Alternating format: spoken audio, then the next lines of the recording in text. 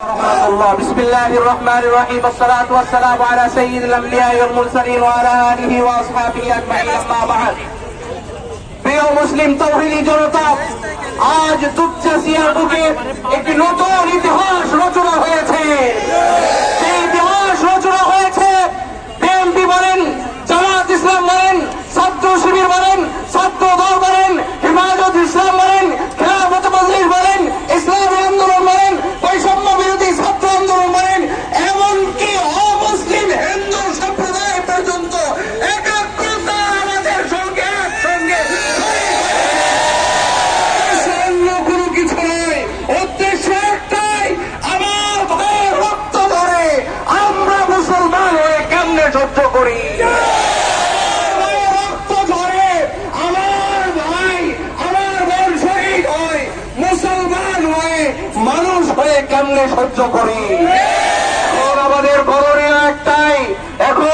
করণীয় একটাই, ইসরায়েল পণ্য বর্জন করা এবং এই ইসরায়েলের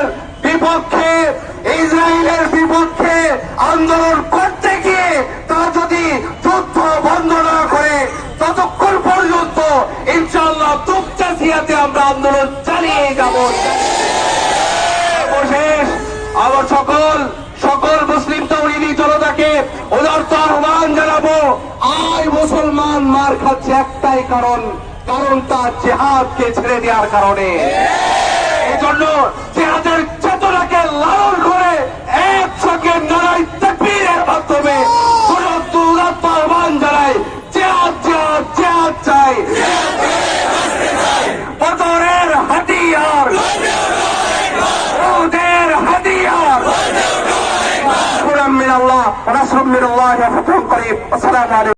তার সংক্ষিপ্ত বক্তব্য রাখার জন্য অনুরোধ করছি।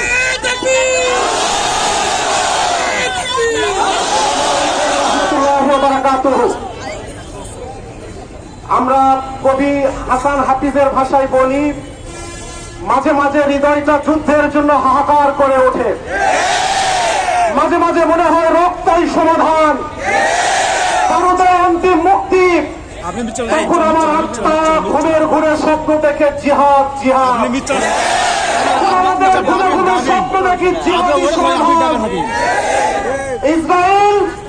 আমাদের বুয়েটের ছাত্র নেতা বলেছে ইসরায়েল কোন রাষ্ট্র নয়, কোন সন্ত্রাসী রাষ্ট্র নয়, পৃথিবীর মানচিত্র থেকে ইসরায়েলকে মুছে ফেলতে হবে।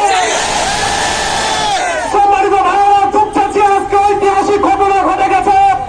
ইতিমধ্যে দেখেছেন সর্ববৃহৎ দল বিএনপি, জামাত, খেলাফত মজলিস, আলেম ওলামা, ইসলামী আন্দোলন, সকল রাজনৈতিক দল, বৈষম্য বিরোধী ছাত্র আন্দোলন, ছাত্র দল, শিবির সহ সকল সাধারণ মানুষরা যে জাতি উহুদ, বদর, খন্দকে রক্ত দিয়েছে, প্রয়োজন পড়ে ফিলিস্তিনিকে সাহায্যের জন্য রক্ত দিতে প্রস্তুত।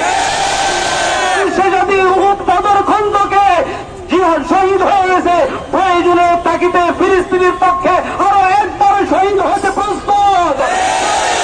তাকিতে এই জমিনে আমরা আরো একবার বদর কায়েম করব। তাকিতে নারায়ে তাকবীর আল্লাহু আকবারের দড়ি দিয়ে